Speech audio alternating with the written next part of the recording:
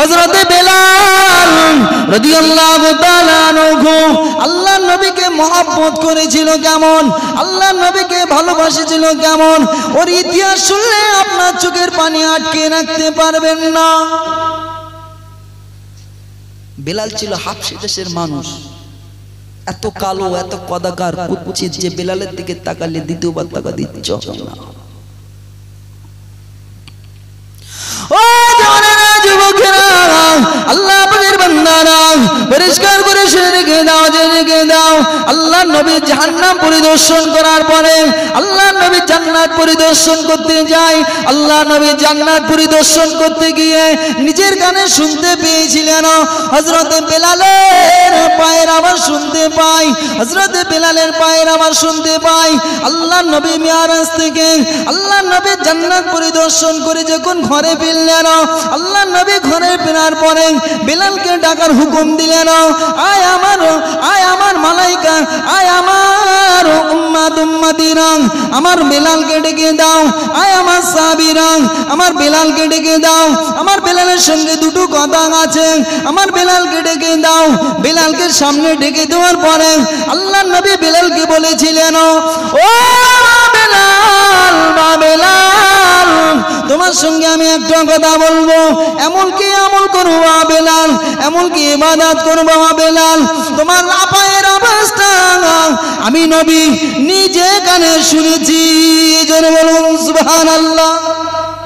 এমন কি আমল করবো বাবা বেলাল, আমি তোমার পায়ের আওয়াজটা আল্লাহ পাকের দয়ার জান্নাতে আমি আল্লাহর নবী নিজে কানে শুনেছি, এমন কি আমল করো একটু বলো বাবা বেলাল।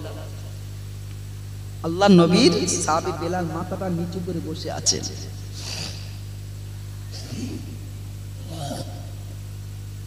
মাথাটা নিচু করে বসে আছেন, মাথাটা নিচু করে বসে থেকে চোখ দিয়ে টক টক করে ঝরঝর পানি পড়ছে, পানি পড়ছে। পানি পড়ার পরে আল্লাহর নবী বলছেন, বাবা বেলাল কাঁদছো কেন, বলতে কি খুব কষ্ট হচ্ছে, কাঁদছো কেন বাবা বেলাল একটু বলো, এমন কি ইবাদত করো, এমন কি আমল করো। আল্লাহ নবীর সাহাবী হযরত বেলাল রাদিয়াল্লাহু তাআলা আনহু আল্লাহ নবীকে প্রকাশ করলেন, ইয়া রাসূলুল্লাহ, ইয়া হাবিবাল্লাহ, হুজুর আমি তেমন কিছু ইবাদত করি না, আমি তেমন কিছু জানি না, এমন তেমন কিছু আমল করতে পারি না, তবে হুজুর আমি একটা নিয়ম নীতি নিয়ে চলি, সর্বহালাতে সর্বসময়ে ওযু করে থাকি, আমি সর্বহালাতে সর্বসময়ে পবিত্র হালাতে থাকি, সময় পেলে 2 রাকাত করে নফল নামাজ পড়ি।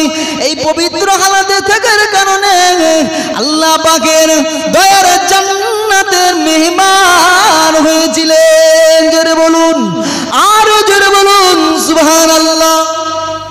তাহলে বেলাল সর্বসময় উযু করে থাকতেন, সর্বসময় উযু করে থাকতেন, পবিত্র হালাতে থাকতেন এবং সময় পেলে 2 রাকাত করে নফল নামাজ পড়তেন।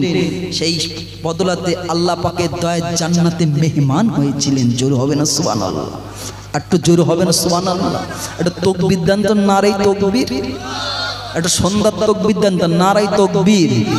সিলসিলা হক ফুরফুরা শরীফ, সিলসিলা হক ফুরফুরা শরীফ, নেওড়া উত্তরপাড়া বাৎসরিক মহানিসলসা, নেওড়া উত্তরপাড়া বাৎসরিক মহানিসলসা, নারে তাকবীর, নারে তাকবীর, দরুদ শরীফ, আল্লাহুম্মা সাল্লি আলা।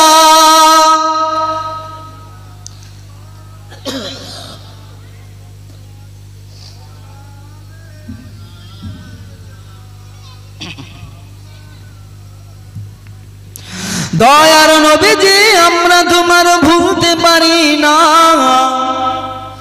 দয়ার নবীজি আমরা তোমার ভুলতে পারি না, তোমার আম্মা আমিনা গো তোমার দুধমা হালিমা, তোমার আম্মা আমিনা গো তোমার দুধমা হালিমা। দয়ার নবীজি আমরা তোমার ভুলতে পারি না, দয়ার নবীজি আমরা তোমার ভুলতে পারি না তোমার আম্মা আমিনা গো তোমার দুধমা হালিমা তোমার আম্মা আমিনা গো তোমার দুধমা হালিমা তুমি জন্ম নিলে মা আমিনার ঘরে ফেরেশতারা আসে সে ঘরে তুমি সিরাত রাসূল মারে ফাতের বুলবুল তুমি সিরাত রাসূল মারে ফাতের বুলবুল তোমার দোয়া কবুল করতে খোদা দেরি করে না তোমার দোয়া কবুল করতে খোদা দেরি করে না তোমার আম্মা আমিনা গো তোমার দুধমা হালিমা তোমার আম্মা আমিনা গো তোমার দুধমা হালিমা দয়ার নবীজি আমরা তোমার ভুলতে পারি না দয়ার নবীজি আমরা তোমার ভুলতে পারি না তোমার আম্মা আমিনা গো তোমার দুধমা হালিমা তোমার আম্মা আমিনা গো তোমার দুধমা হালিমা তুমি গেলে যখন মা হালিমার ঘরে খোদার করুণা ঝড়ে যে পড়ে মা হালিমা বলে খোদার রহমত ঝরে পড়ে মা হালিমা বলে খোদার রহমত ঝরে পড়ে তোমরা আমার ঘরে এসে দেখো ওই খোদার করুণা তোমরা আমার ঘরে এসে দেখো ওই খোদার করুণা তোমার আম্মা আমিনা গো তোমার দুধমা হালিমা তোমার আম্মা আমিনা গো তোমার দুধমা হালিমা দয়ার নবীজি আমরা তোমার ভুলতে পারি না দয়ার নবীজি আমরা তোমার ভুলতে পারি না তোমার আম্মা আমিনা গো তোমার দুধমা হালিমা তোমার আম্মা আমিনা গো তোমার দুধমা হালিমা আল্লাহুম্মা সাল্লি আলা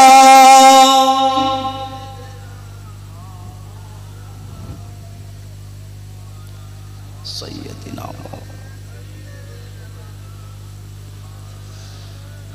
আমার দিনদার ইমানদার নেককার আল্লাহওয়ালা ভাইরা জওয়ান যুবকেরা সামনে বসে থাকা ভাই বিময়রা আল্লাহ পাকের নিয়ামত কোন নবীর মাহফিলে এসে বসেছি বাবু কোন নবীর মহব্বতে আসেছি আমরা একটু চিন্তা চেতনা করুন আজ মরে গেলে কাল দুদিন আজ মরে গেলে কাল দুদিন এই দুনিয়া আমারও আমার কেউ আমার নয় একমাত্র নিজেরই থাকবে দুটো জিনিস আমি আপনি মারা যাব দুটো জিনিস নিয়ে আমরা চলে যাব দ্বিতীয় কিছু নয় এত শখের স্ত্রীকেও রেখে যেতে হবে যে পিতামাতা জন্ম দিয়েছে তাকেও রেখে চলে যেতে হবে যে সন্তান নিজে জন্ম দিয়েছেন তাকেও রেখে যেতে হবে যে সম্পদ নিয়ে আজকে মাঠডাঙ্গা অশান্তি হিংসা বিদ্বেষ সেটাও রেখে চলে যেতে হবে দুটো জিনিস নিয়ে যাবেন এক হলো সাদা কাফনের এক টুকরো দ্বিতীয় হলো নেক আমল এই দুটো ছাড়া দ্বিতীয় আর কিছু যাবে না বাবা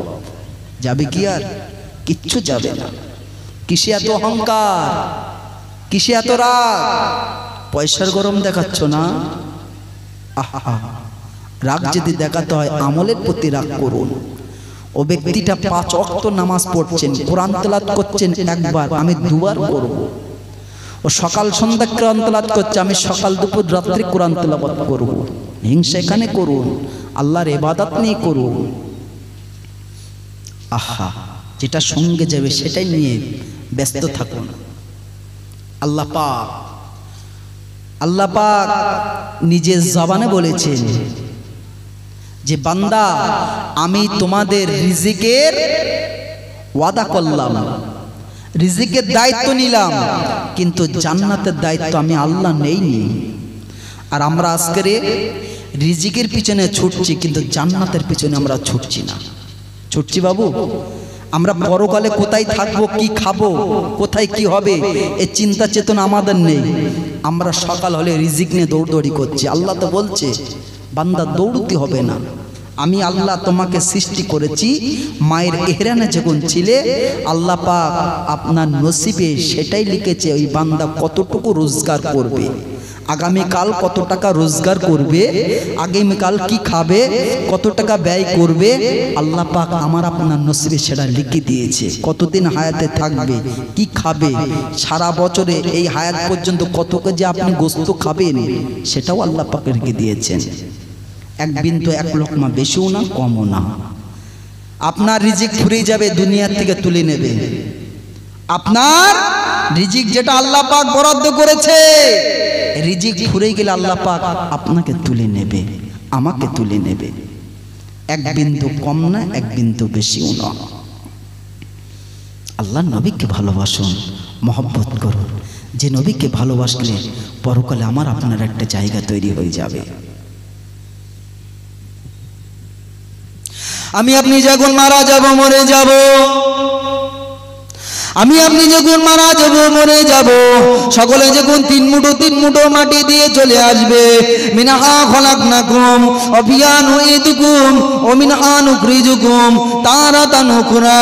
সকলে যখন তিন মুঠো মাটি দিয়ে চলে আসবে, ওই কবরের ভিতরে আপনার আব্বাকে দেখানো হবে না, আপনার মাকে দেখানো হবে না, আপনার স্ত্রীকে দেখানো হবে না, আপনার সন্তানকে দেখানো হবে না, ভাই বোনকে দেখানো হবে না, আত্মীয় স্বজনকে দেখানো হবে না, গ্রামবাসীকে দেখানো হবে না, নেতা মন্ত্রীদের দেখানো হবে না, মুজাদ্দিদুজ জামান আমিরি শরিয়াত কুতুব আলমকে দেখানো হবে না, পাঁচ হুজুরকে দেখানো হবে না, বসিয়াট আল্লামা হুজুরকে দেখা হবে না, কাবা শরীফ ইমাম আব্দুর রহমান সুদাইসিকে দেখানো হবে না, একমাত্র একজনকে দেখানো হবে।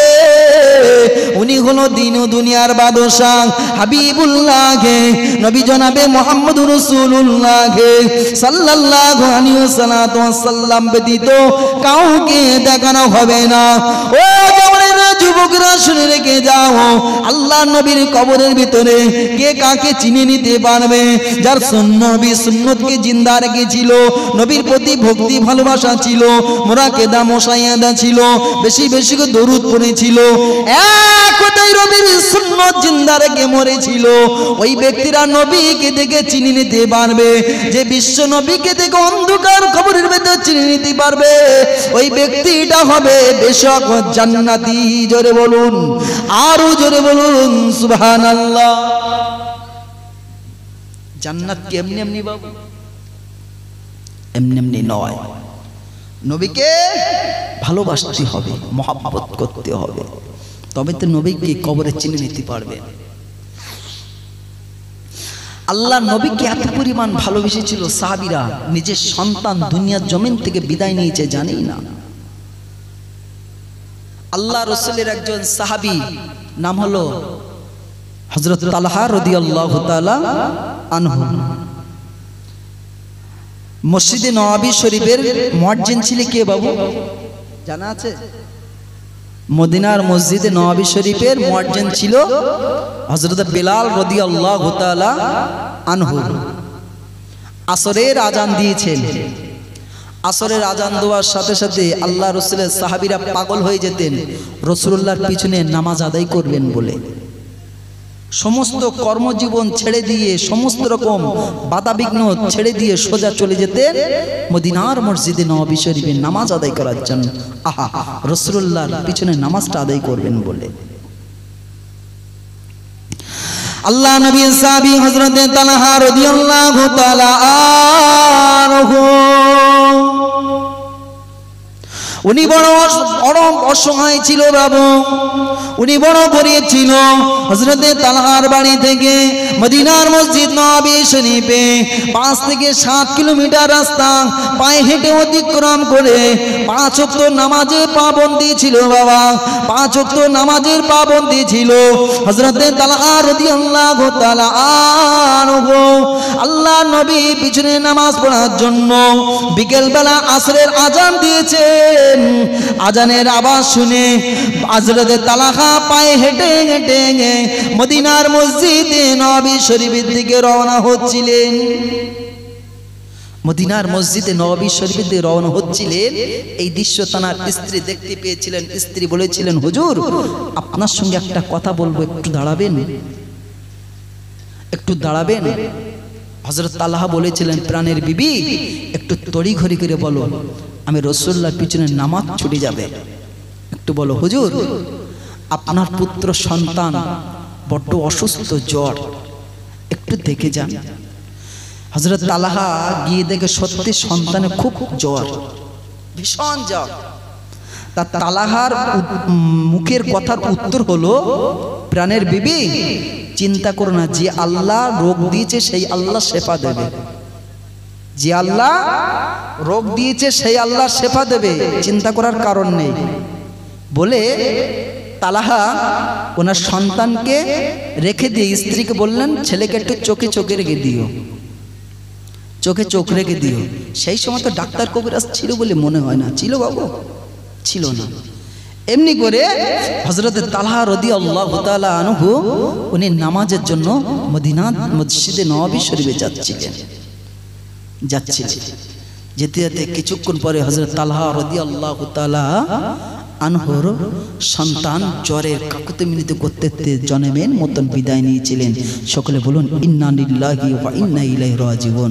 জনমের মতন বিদায়। হযরত তালহার স্ত্রী কি করলেন, ওনাকে সন্তানকে সুন্দরভাবে গোসল করে এমনি করে চাদর মুড়ি দিয়ে ঘরের ভেতর শোয়ায় রাখলেন। রাসূলুল্লাহ সাহাবীরা যখন মদিনার মসজিদে নববী শরীফে যেতেন, রাসূলুল্লাহর সামনে যখন বসতেন টাইম গান থাকতো না, টাইম গান থাকতো না।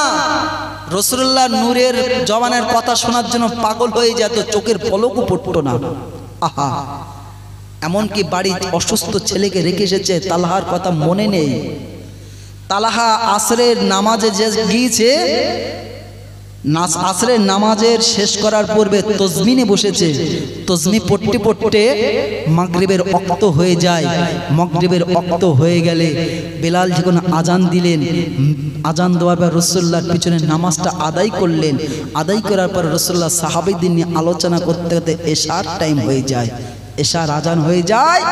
আজান হওয়ার পরে বেলাল আজান দেওয়ার পরে যখন নামাজ হচ্ছেন, তালহা নামাজটা আদায় করার পরে এশার আবার কিছুক্ষণ পরে কিছু টাইম দিয়ে তারপরে বাড়িতে রওনা হলেন। বাড়িতে রওনা হলেন।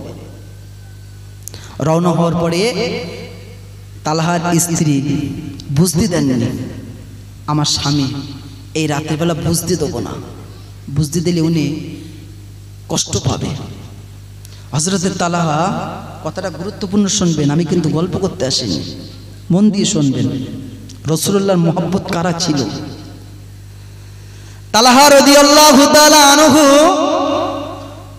বাড়ি আসলেন। বাড়ি আসার পরে স্ত্রী স্বামীর গা থেকে জামাটা খুলে দিলেন, তানাকে সেবা করছেন। আমার স্বামী খুব কষ্ট করে 5 থেকে 7 কিলোমিটার রাস্তা অতিক্রম করে নামাজে গিয়েছিলেন। আসর ওয়াক্তে গিয়ে আর এশার ওয়াক্ত করে বাড়ি আসলেন। তালহা তালহার স্ত্রী তালহাকে খাবার দিলেন, ভাত খেলে। ভাত খাওয়ার পরে তালহা রাত্রিবেলা স্বামী স্ত্রী একই জায়গায় শুয়েছেন, ঘুমাচ্ছেন। খুব কঠোর পরিশ্রম শরীর নিয়ে ঘুমাচ্ছেন। ঘুমাতে ঘুমাতে ফজরের ওয়াক্ত হয়ে যায়। আল্লাহ রাসূলের সাহাবী হযরত বেলাল রাদিয়াল্লাহু তাআলা আনহু মদিনার মসজিদে নববী শরীফে আজান দিয়েছিলেন। বাবা, আসসালাতু খায়রুম মিনান নাওম, ঘুম হইতে নামাজ উত্তম। হযরত তালহার নামাজ পড়ার জন্য ঘুমটা ভেঙে যায়। তালহার স্ত্রী ঘুমটা ভেঙে যায়। তালহা ওযু করল। ওযু করার পরে যখন তড়িঘড়ি করে তালাহা জামা কাপড় পরলেন, মদিনার মসজিদে নববী শরীফের দিকে রওনা হওয়ার জন্য প্রস্তুতি নিলেন।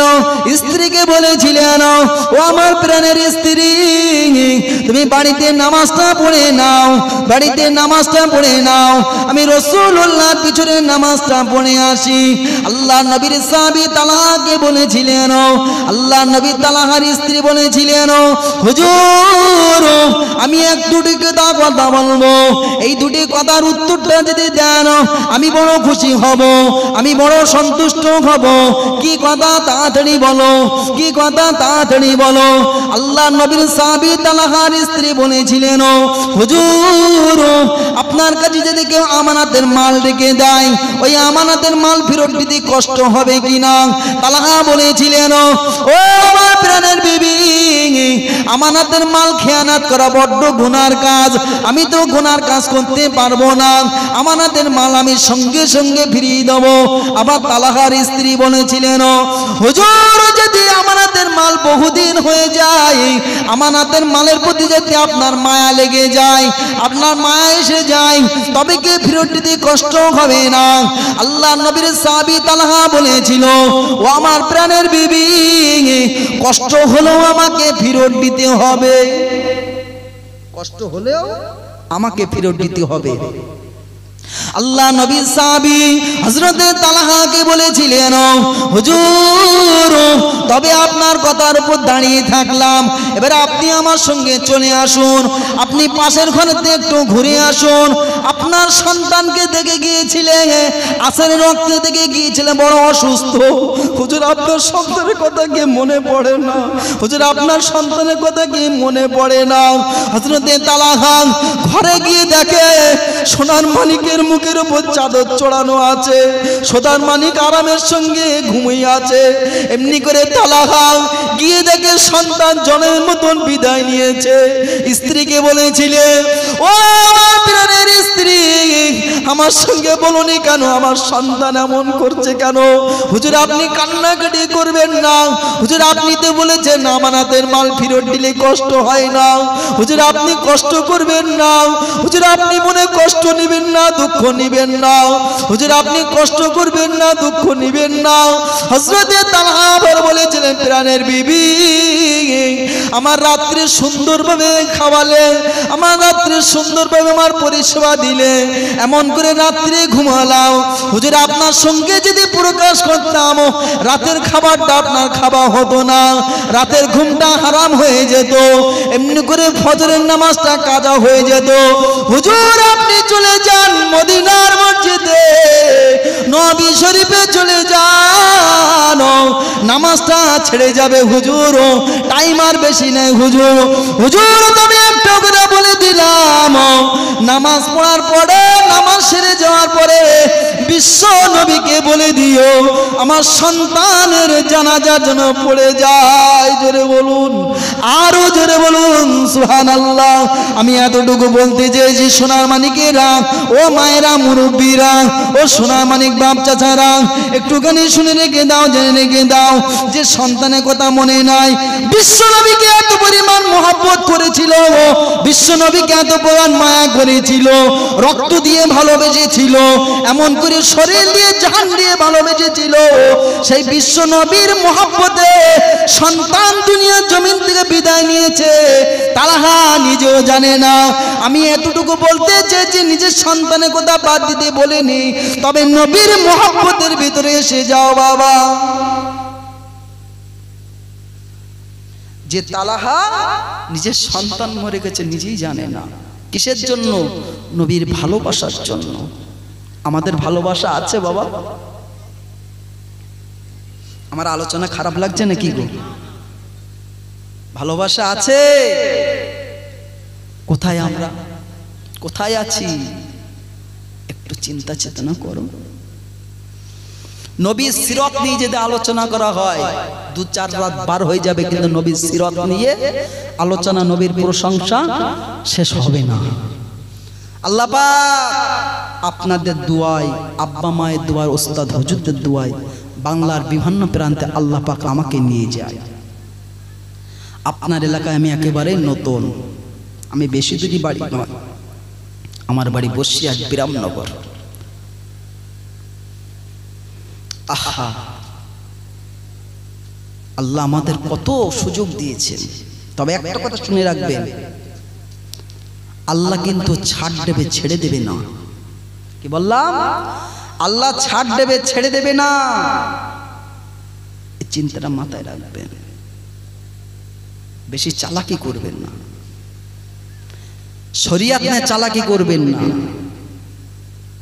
আমল যদি করতে হয় আমল কোরআন মতন করো, ইবাদত যদি করতে হয় ইবাদত কোরআন মতন করো। আহা, আমরা কোথায় আছি? কোথায় আছি আমরা? ও জওয়ানেরা, যুবকেরা, আল্লাহ পাকের বান্দারা পরিষ্কার করে শুনে রেখে দাও। আল্লাহ রাসূলের একজন সাহাবী হযরত আলকামা রাদিয়াল্লাহু তাআলা আনহু আল্লাহ নবীকে এত মহব্বত করতেন, আল্লাহ নবীকে এত ভালোবাসতেন, আল্লাহ নবীকে এত প্যার করতেন। জীবনে নামাজে ইবাদতে অলসতা করেনি, দান সাদকা অলসতা করেনি। ওই আলকামা মৃত্যুর শয্যায় সজ্জিত হয়ে আছে। আলকামার জবানটা বন্ধ হয়ে যায়। আলকামার একটা মুখ দিয়ে কিছু বলতে চায়, জবান দিয়ে আবির্ভূত হতে যায়, কিন্তু বলতে পারে না, বলতে পারে না। আল্লাহ রাসূলের অপর এক সাহাবী বিশ্ব নবীর কাছে সংবাদ দিলেন, হুজুর আপনার প্রিয় সাহাবী আলকামা বড্ড অসুস্থ, হুজুর আপনি একটু দেখে আসুন, হুজুর আপনি একটু দেখে আসুন। হযরতে আলকামাকে দেখতে পাওয়ার জন্য বেলালকে পাঠিয়েছিলেন। ও বেলাল, মা বেলাল, যাও, চলে যাও, চলে যাও, আমার পাগল সাহাবী আলকামাকে একটু দেখে আসো, আমার আলকামার নাকি অসুস্থ, একটু দেখে আসো বাবা।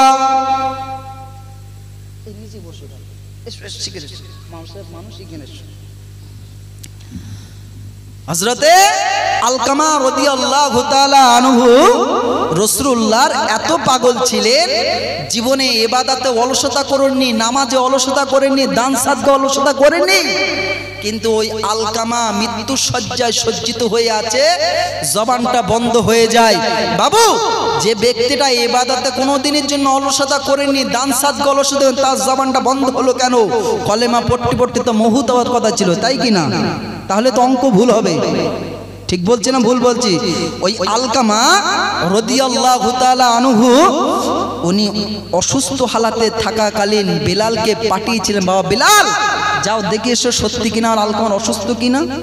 বেলাল দেখে সত্যি আলকামা জড় পদার্থ হয়ে শুয়ে আছে, হাত পা ঠান্ডা নিস্তব্ধ হয়ে আছে, বুকের এখান ধিক ধিক করছে, জবান দিয়ে কিছু একটা বলতে যায়, আবির্ভূত হতে যায়, বলতে পারে না। হুজুর সত্যি আপনার আলকামা বড় অসুস্থ হয়ে আছে। আল্লাহর নবী বলেছিলেন, বাবা বেলাল যাও আলকামার উত্তরসূরিকে বেঁচে আছে একটু খোঁজ নাও, আলকামারের উত্তরসূরি কে আছে খোঁজ নাও। হযরত বেলাল খুঁজতে খুঁজতে দেখে আলকামা জনমের মতন আব্বাজান হারিয়ে ফেলেছে, জনমের মতন এতিম হয়ে গেছেন, আব্বাজান দুনিয়ার জমি নাই, আলকামারের ভাই বোন কেউ নাই, আলকামার একা। খুঁজে খুঁজে দেখতে পাওয়া যায় আলকামারের আম্মাজান বেঁচে আছেন। জোরে বলুন সুবহানাল্লাহ, আরো জোরে বলুন সুবহানাল্লাহ।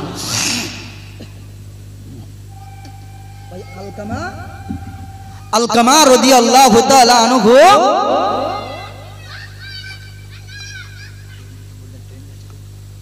ট্রেন যাচ্ছে, সকলে একটু সাবধান হয়ে যাবেন। যে দোক মাহফিল মানুষজন চলাফেরা করছেন, ট্রেন হুইসেল দিচ্ছে, একটু সাবধান হয়ে যাবেন, নিজের সতর্ক নিজে থাকবেন। তা ভাই আমার দিকে স্মরণ দেন, আমার যদি আলোচনা খারাপ হয় বলবেন, আমি প্রসঙ্গ ঘুরেই নেবো, অসুবিধা নেই।